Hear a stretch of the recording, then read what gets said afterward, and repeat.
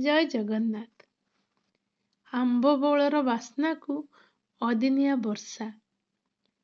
କଥା ମଲ୍ଲାର ଏମିତି ଗୋଟିଏ ମୋହମୟ ପରିବେଶରେ ଅପେକ୍ଷା କରିଛି ଆପଣମାନଙ୍କୁ ତାର ଆଜିର ଗଳ୍ପ ସ୍ୱପ୍ନ ତାଣ୍ଡବ ଶୁଣେଇବା ପାଇଁ। ଶୁଣନ୍ତୁ, ଭଲ ଲାଗିଲେ ଆଖପାଖର ଅନ୍ୟମାନଙ୍କୁ ବି ଶୁଣାନ୍ତୁ। ଶୁଣିବା ଗଳ୍ପ ସ୍ୱପ୍ନ ତାଣ୍ଡବ।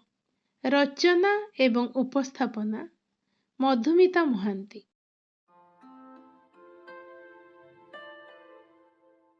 ଖାଲି ବଉଳ ପାଟଟା ବାକି ଅଛି, ନହେଲେ ବାକି ସବୁ ଜିନିଷ ଧୀରେ ଧୀରେ କିଣି ସାରିଲାଣି ଲକ୍ଷ୍ମଣ।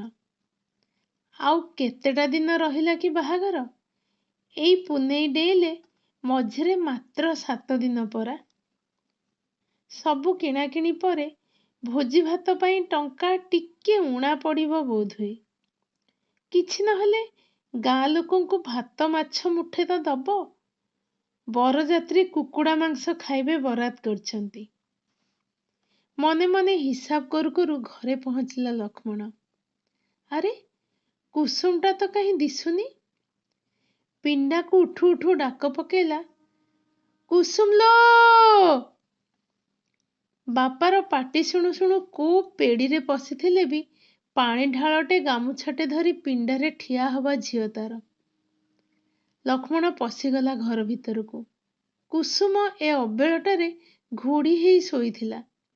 ଥର ଥର ଥରୁଥିଲା କନ୍ଥା ସହିତ ପୂରା ଦେହଟା। ହାଉଳି ଖାଇ ଦୌଡ଼ିଗଲା ଲକ୍ଷ୍ମଣ। କିଛି ନଥାଇ 2 ଦିନ ଜ୍ୱରରେ ଲକ୍ଷ୍ମୀ ଚାଲିଗଲା ଦିନରୁ ଏ ଜ୍ୱରକୁ ତାର ଭାରି ଭୟ। କୁସୁମକୁ ଜ୍ୱରଫର ହେଲା କି ଆଉ? ହାତ ମାରିଦେଇ ଚମକି ପଡ଼ିଲା। ତାତି ନୁହେଁ ତ? କାରଖାନାରୁ ନିଆଁ ବାହାରୁଛି କି ଆଉ? କୁସୁମକୁ ସେଇଠି ସେମିତି ଛାଡ଼ିଦେଇ ସେ ଦୌଡ଼ିଲା ବୈଦଙ୍କ ଘରକୁ। ସବୁ ଶୁଣି ବୈଦ 4ଟା ଗୋଲି ଦେଲେ।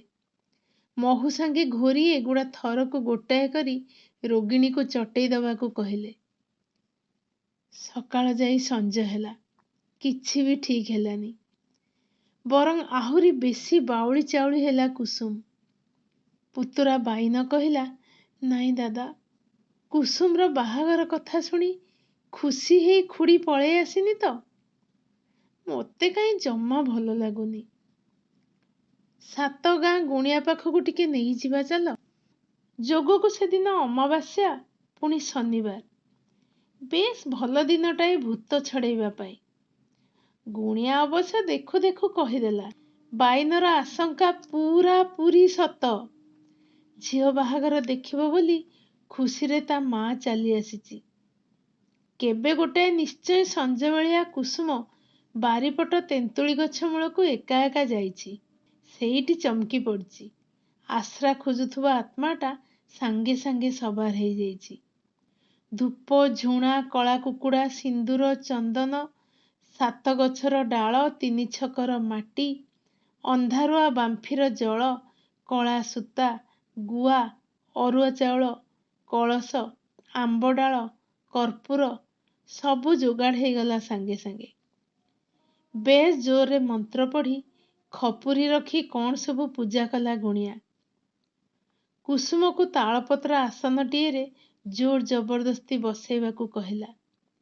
ହେଲେ ଉଇ ଚେର କାଟି ଦେଇଥିବା ଲତାଟିଏ ପରି ଡଙ୍କ ମୋଡ଼ି ଖାଲି ଝାଉଁଳି ପଡ଼ୁଥିଲା କୁସୁମ। ପୂଜା ପରେ ତାବିଜଟେ ତା ଡାହାଣ ବାହୁରେ ବନ୍ଧାଗଲା। କୁସୁମର ଅବସ୍ଥା କିନ୍ତୁ ଯେମିତିକୁ ସେମିତି। ଦିନକୁ ଦିନ ତଳିତଳାନ୍ତ ହଉଥିଲା ସିନା, ଜ୍ୱରଟା ଭଲ ହବାର ନାଁ ଧରୁ ନଥିଲା। ଶେଷରେ ବାଇନ ସାଙ୍ଗରେ ମିଶି ଲକ୍ଷ୍ମଣ ତାକୁ ନେଇଗଲା ଗାଁ ମୁଣ୍ଡର ଡାକ୍ତରଖାନାକୁ। କୁସୁମର ଅବସ୍ଥା ଦେଖି ଡାକ୍ତର ନିଜେ କଥା କହିବା ଭୁଲିଗଲେ। କେତେବେଳକୁ କହିଲେ, ଏଇ ରୋଗୀକୁ ଆଜି ପର୍ଯ୍ୟନ୍ତ ତୁମେ ଘରେ ପକେଇ ରଖିଥିଲ? 2-4 ଦିନ ଆଗରୁ ଆଣିଥିଲେ ମୁଁ ଯାହା ପାରିଥାନ୍ତି। ଏବେ ଏଇଟା ମୋ ସାଧ୍ୟର ବାହାରକୁ ଚାଲିଗଲାଣି। ତାକୁ ଏଠି ନ ପକେଇ ଜଲ୍ଦି କଟକ ନହେଲେ ଭୁବନେଶ୍ୱର ନେଇଯାଅ। କଟକ, ଭୁବନେଶ୍ୱର? ଲକ୍ଷ୍ମଣ ବୋକା ହେଇଯାଉଥିଲା। ଜମି ବନ୍ଧା ପକେଇ ଟଙ୍କା ଧରି ଝିଅକୁ ନେଇ ସେ ଭୁବନେଶ୍ୱର ଚାଲିଗଲା। କୁସୁମ ଥିଲା ଆଇସିୟୁ ଭିତରେ। ସେଦିନ କିନ୍ତୁ ଡାକ୍ତର ତାକୁ କହିଲେ, ଚିନ୍ତା କରୁଛ କି ବୁଢ଼ା, ଖୁସି ହେଇଯା ଏଥର, ତୋ ଝିଅ ପୁରା ଠିକ୍ ହେଇଗଲାଣି, ଦିନ 2ଟାରେ ତାକୁ ନେଇଯିବୁ। ସେଇଦିନ ସନ୍ଧ୍ୟାରେ ବସି ବସି ପାନ ଖଣ୍ଡେ ଚାକୁଳଉଥିଲା ସିଏ। ହଠାତ୍ ଦେଖିଲା କଣ ପାଖରେ ତାରରୁ ଧୂଆଁ ବାହାରୁଛି। ନଜର ଦେଲାନି ସିଏ। ପରେ ପରେ ପୁଣି ବେଶୀ ବେଶୀ ଧୂଆଁ। କୁସୁମ ତ ସେଇ ଘରେ ଅଛି। ପାଖ ଦେଇ ଚାଲି ଯାଉଥିବା ନର୍ସକୁ କହିଲା, ଦିଦି ଦେଖ, ତାର ଜଳି ଯାଉଛି କି କଣ, କେତେ ଧୂଆଁ ବାହାରୁଛି ସେଠୁ। ନର୍ସ ଅନେଇଲାନି ତା ଆଡକୁ। ଛିଞ୍ଚାଡ଼ି ହେଇ କହିଲା, ମଉସା, ଗାଁରୁ ଆସିଛ ପରା, ବ୍ୟସ୍ତ ହୁଅନି, ଏତେ ବଡ଼ ହସ୍ପିଟାଲରେ କଣ ନିଆଁ ଲାଗିଯିବ। କାନ୍ଥରେ ଟଙ୍ଗା ହେଇଥିବା ଛୋଟିଆ ନାଲିଆ ଡବାଟାକୁ ଠାରି କହିଲା, ଏଇଟା ପରା ଅଛି ନିଆଁ ଲିଭେଇବା ପାଇଁ। ହେଲେ ଦଣ୍ଡଟେ ଯାଇଛି କି ନାହିଁ ଘୁ ଘା ଆରମ୍ଭ ହେଇଗଲା। ହୁତ୍ ହୁତ୍ ନିଆଁ କଳା କଳା ଧୂଆଁରେ ଭରିଗଲା ଘରଠୁ ବାହାର, ବାରଣ୍ଡାରୁ ଅଗଣା ଯାଏ।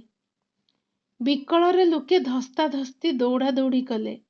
ନିଆଁ ନିଆଁ ନିଆଁର ବିକଳ ଚିତ୍କାର ଭିତରେ ସେ ଖାଲି ଦେଖିଥିଲା କୁସୁମ ଶୋଇଥିବା ଘର ଭିତରଟା କଳା ଅମାବାସ୍ୟା ରାତି ପରି ଦିଶୁଛି।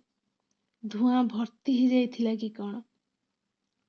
ସେ ଦୌଡ଼ିଗଲା କବାଟ ଆଡ଼କୁ। ହେଲେ କବାଟ ଖୋଲୁ ଖୋଲୁ କିଏ ଜଣେ ଧକ୍କା ମାରି ତାକୁ ପଛକୁ ପେଲିଦେଲା। କହିଲା, ପଳା ପଳା, ନିଆଁ ଚାରିଆଡ଼େ ମାଡ଼ିଗଲାଣି। ଛାଡ଼ ମୋତେ, ମୁଁ ମୋ ଝିଅକୁ ନେଇ ଚାଲିଯିବି।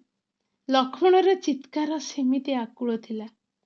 ଯା ପଳା, ଆଗେ ନିଜେ ବଞ୍ଚ, ଝିଅ କଥା ଆମେ ବୁଝିବୁ। ଅଜଣା ସେ ସ୍ୱର ତାକୁ ଧମକ ଦେଲା।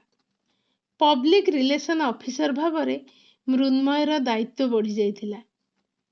ନିଆଁ ଆୟତ୍ତ ହେଲା ବେଳକୁ ବେଶ କିଛି କ୍ଷତି କରିସାରିଥିଲା। ବିଭିନ୍ନ ଗଣମାଧ୍ୟମରେ ଏତେ ପ୍ରତିଷ୍ଠିତ ହସ୍ପିଟାଲଟି ବିବସ୍ତ୍ର ହୋଇ ଠିଆ ହେଇଥିଲା। ତାହାର ଫାୟାର ସେଫ୍ଟି ସାର୍ଟିଫିକେଟ୍ ନଥିଲା। 25,000 ଲିଟର କ୍ଷମତା ବିଶିଷ୍ଟ ଟେରାସ୍ ଟ୍ୟାଙ୍କ ନିର୍ମାଣ ହେଇନଥିଲା। ପାଣି ଛିଞ୍ଚନ ବ୍ୟବସ୍ଥା ନଥିଲା। ଅଗ୍ନିକାଣ୍ଡ ହେବା ମାତ୍ରେ ଜଣାପଡ଼ିବା ପାଇଁ ଆଲାର୍ମ ବାଜି ନଥିଲା।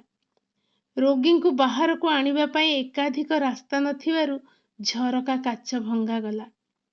ଅଗ୍ନି ନିର୍ବାପକ ଯନ୍ତ୍ର ଅକାମୀ ଥିଲା। ଡିଜାଷ୍ଟର ରେସ୍ପନ୍ସ ପ୍ରୋଟୋକଲ ଅନୁକରଣ କରାଯାଇ ନଥିଲା।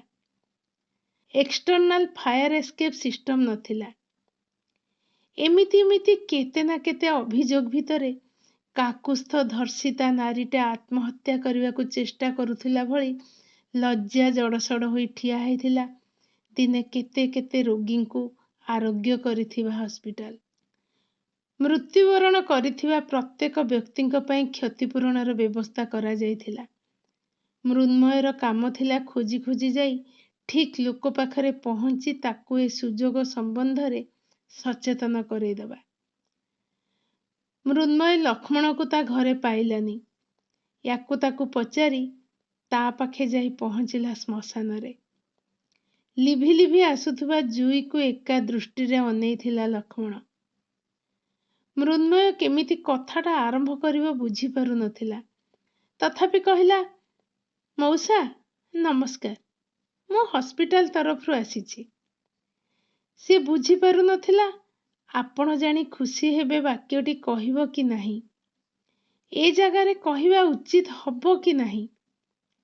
ତଥାପି କହିଲା, ମୃତ୍ୟୁବରଣ କରିଥିବା ସମସ୍ତ ବ୍ୟକ୍ତିଙ୍କ ପରିବାରକୁ ଆମ ହସ୍ପିଟାଲ କିଛି କିଛି କ୍ଷତିପୂରଣ ଦଉଛି। ଆପଣ ଏଇଠି ଦସ୍ତଖତ କରିଦିଅନ୍ତୁ। ସେତେବେଳେ ଯାଇ ତାକୁ ଅନେଇଲା ଲକ୍ଷ୍ମଣ। କେମିତି ଗୋଟେ ଅଶରୀରର ସ୍ୱରରେ କହିଲା, ଟଙ୍କା କେତେ? ସେତିକିରେ ମୋ ଝିଅ ଫେରି ଆସିବ? ନା ସେ ଟଙ୍କା ମୋ ଝିଅ ଭଳି ମୋ ପାଇଁ ପଖାଳ ବାଢ଼ି ଦେଇପାରିବ? ଗୋଡ଼ରେ କରଞ୍ଜ ତେଲ ବୋଳି ଦେଇପାରିବ? ମୋର ତ ଆଉ କିଛି ନାହିଁ, କେହି ନାହାନ୍ତି, କଣ କରିବି ସେ ଟଙ୍କା ନେଇ? ବରଂ ସମସ୍ତେ କୁହାକୁହି ହଉଥିଲେ କି ଯନ୍ତ୍ର ସବୁ ଥିଲେ ଏତେ ବଡ଼ ନିଆଁ ଲାଗିନଥାନ୍ତା। ଗାମୁଛାରେ ଆଖି ପୋଛିଲା ଲକ୍ଷ୍ମଣ। ମୋ ବାପାଟା ପରା ମୋ ସାନକୁହା ମାନ, ଏ ଟଙ୍କା ନେଇଯାଅ, ସେ ଯନ୍ତ୍ର ସବୁ କିଣି ଲଗେଇଦବ ଯେ ଆଗକୁ ଆଉ କାହା ଝିଅ କି ସ୍ୱାମୀ, ବାପା ହଉ କି ମା କି କଅଁଳା ଛୁଆ ନିଶ୍ୱାସ ଟିକେ ଖୋଜି ଧୂଆଁ ଭିତରେ ଆକ୍ତା ମାକ୍ତା ହେଇ ମରିଯିବେନି। ମୃନ୍ମୟ ବାଧ୍ୟ କରିବାକୁ ଯାଇ ପଦଟେ ବି କହିପାରିଲାନି।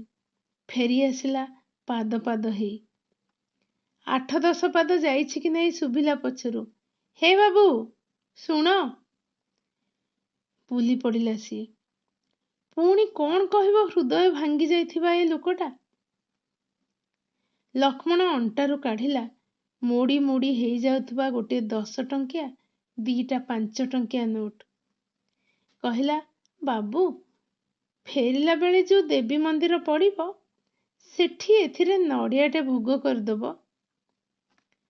ତାପରେ ଆପେ ଆପେ ମଶାଣିର ଧୂଆଁକୁ କୈଫିୟତ ଦେଲା ଭଳି ଗପିଲା, ମତେ ତ ଜବରଦସ୍ତ ବାହାର କରିଦେଲେ, ମୋ ଝିଅକୁ କିନ୍ତୁ ମୁଁ ଖୋଜି ଖୋଜି ପାଇଲିନି। ଯିଏ ଯୋଉ ଡାକ୍ତରଖାନା ନାଁ କହିଲା ମୁଁ ବିକଳ ହୋଇ ସେଠିକି ଦୌଡ଼ିଲି। ଶବ କଟା ଜାଗାଠୁ ଆରମ୍ଭ କରି ମଶାଣି ସବୁଠି ବୁଲିଲି। କୁସୁମ କାହିଁ କୋଉଠି ଦିଶୁନଥିଲା। ଅଗ୍ନିକୁ ବାଇଗଣ ଫୋପାଡ଼ିଲା ଭଳି ମୋ ମଙ୍ଗୁଳା ହବାକୁ ଥିବା ଝିଅଟା କୋଉଠି ମିଶିଗଲା ମୁଁ ବୁଝିପାରିଲିନି। ସେତିକିବେଳେ ମାନସିକ କରିଥିଲି, ମାଲୋ, ମୋ ଝିଅ ପାଖକୁ ମତେ ନେଇଯା, ତୋ ପାଖରେ ଭୋଗ ଚଢ଼େଇବି। ଲକ୍ଷ୍ମଣ ଟିକେ ଦମ୍ ନେଲା। ଦେଖ ମାର କରୁଣା। କହୁ କହୁ ଗୋଟାଏ ଡାକ୍ତରଖାନାର ଲମ୍ବା ବାରଣ୍ଡାରେ ମୋ ଝିଅ କୁସୁମକୁ ଭେଟିଲି। ନିଶ୍ୱାସଟେ ପାଇଁ ଡହଳ ବିକଳ ହେଇ ଧୂଆଁ ଭିତରେ କାଶି କାଶି ପରଦିନ ସକାଳୁ ଫେରିବାକୁ ଥିବା ମୋ କଣ୍ଢେଇ ଶୋଇ ପଡ଼ିଥିଲା। ପୁରା ନିଦରେ ଯେ ହଲେଇ ହଲେଇ ଉଠିଲାନି।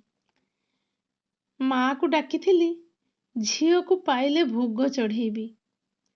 ପାଇଲି ତ, ମା ପାଖରେ ମିଛୁଆ କେମିତି ହେବି? ହେଲେ ମନ୍ଦିର ଯିବାର ଇଚ୍ଛା ମୋର ଆଉ ନାହିଁ। ତୁମେ ଟିକେ ମୋ ନାଁ କହି ଭୋଗ ଚଢ଼େଇଦବ ବାବୁ। ଗାଁ ଆଡ଼କୁ ମୁହେଁଇଲା ଲକ୍ଷ୍ମଣ। ନିଜକୁ ନିଜେ କହିଲା ଭଳି କହୁଥିଲା, ଭୁଲ ହେଇଗଲା ବୋଧହୁଏ। ମାକୁ ମାଗୁଣିଟା ଭୁଲ ହେଇଗଲା। ମାଗିଥାନ୍ତି ସିନା, ମାଲୋ, ମୋ ଝିଅକୁ ସେମିତି ଫେରେଇ ଦେ, ଯେମିତି ସବୁ ମଙ୍ଗଳବାରରେ ତୋ ବେଢ଼ାରେ ତାକୁ ତୁ ଦେଖୁ।